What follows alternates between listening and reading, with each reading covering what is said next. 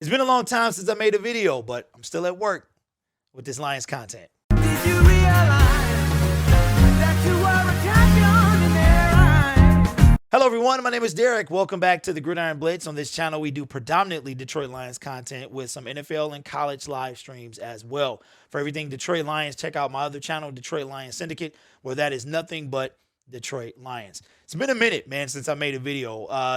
Last time I made a video, I think was when the Lions lost after the Minnesota Vikings. I forgot who we played back then, but I made a video after that game and just been really busy. I was so tired that for the first time in 3 years, I didn't stream a Detroit Lions game. I was tired and I just took the day off, did a post-game show, and went on to stream the next game. Now, I did, no matter what you believe about the COVID vaccine, I did get the booster shot.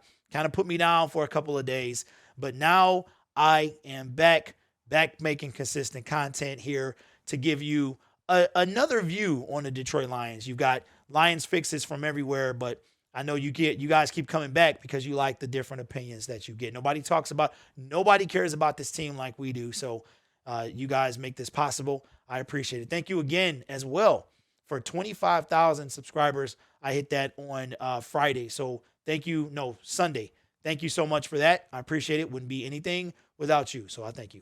Man, it's a lot of stuff to talk about. A lot of stuff has been happening in Detroit Lions land, and we're coming up on something that I'm excited about, the Detroit Lions off season. I've never really been until last year excited about the Lions off season, but this year I am totally stoked about what lies ahead for our team. We have secured the number 2 overall pick. No matter what happens on Sunday, the Lions cannot be any worse than number 2. This is the highest draft pick that we've had since drafting Ndamukong Suh in 2010.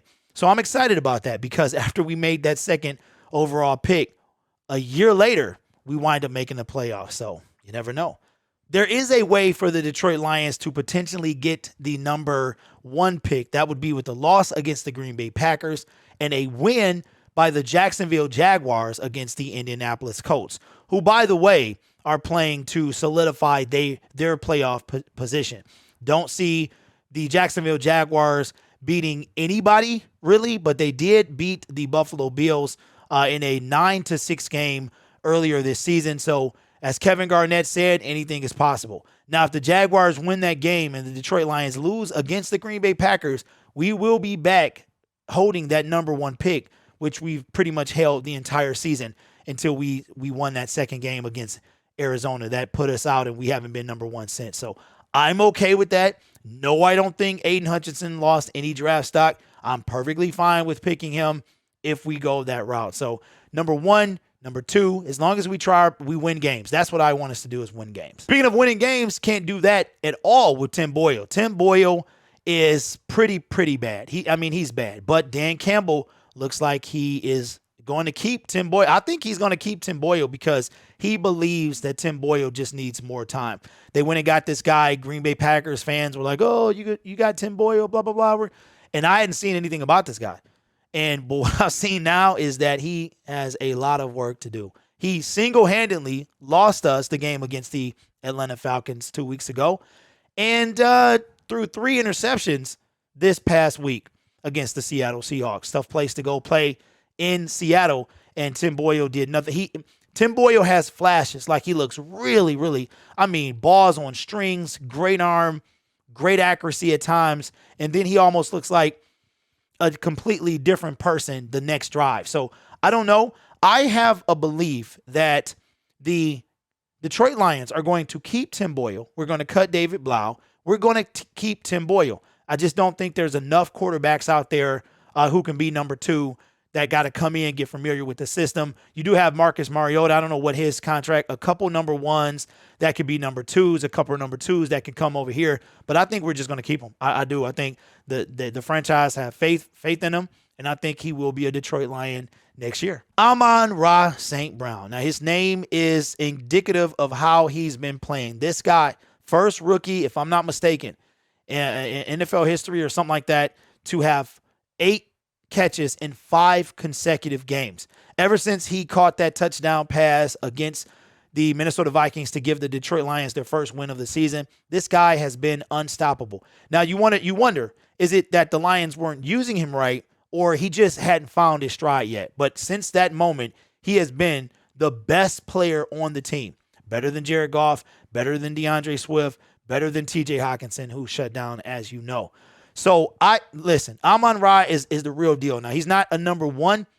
Still got to get a guy that can blow the top off this thing, or at least can moss somebody like we've seen Calvin Johnson do in years past. I believe that person is going to come out in this year's NFL draft. Speaking of NFL draft and Amon-Ra St. Brown, former teammates, man, Drake London and him were up on Twitter chopping it up, and looks like that St. Brown's trying to recruit Drake London. So that's going to be, it's going to be an interesting off season. So we got to just wait.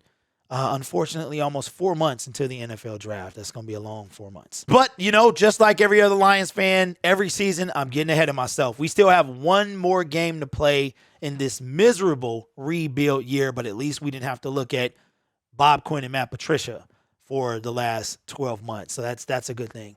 The Detroit Lions will be hosting the Green Bay Packers in the 2021 season finale.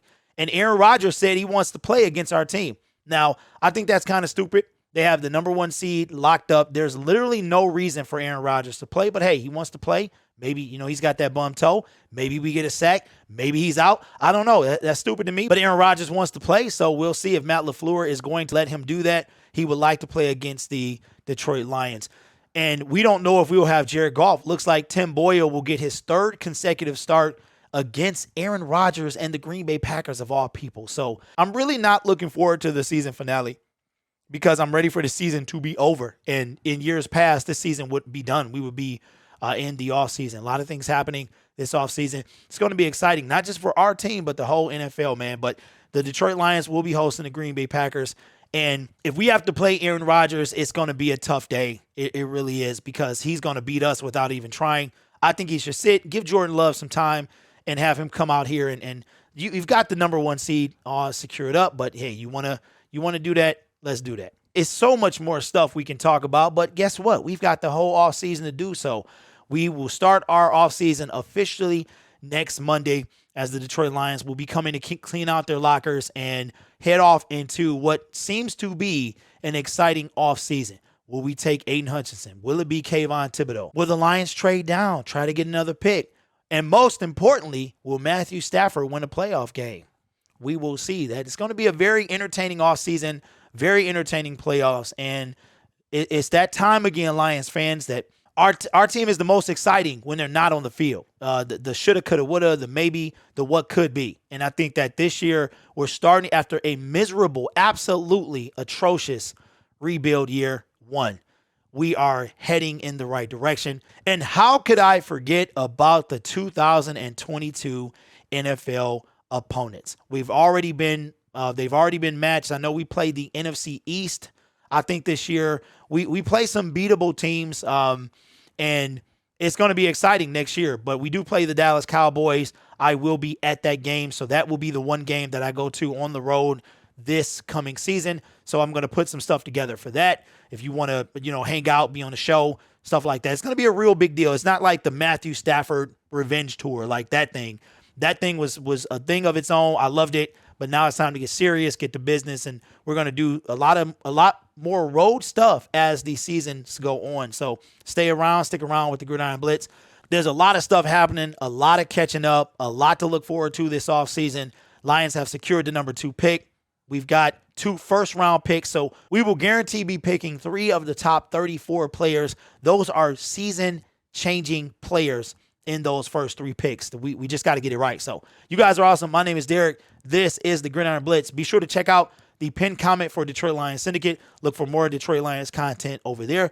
Got some things planned for the draft too. Round 1 will be hosted on my channel. We might even have something else in the works. So be sure to check that out. You guys are awesome. Thank you for sticking by me. Thank you for 25,000. We are a quarter of the way to getting our silver play button. So you guys are awesome, man. Appreciate the team. Appreciate everybody who watches the content.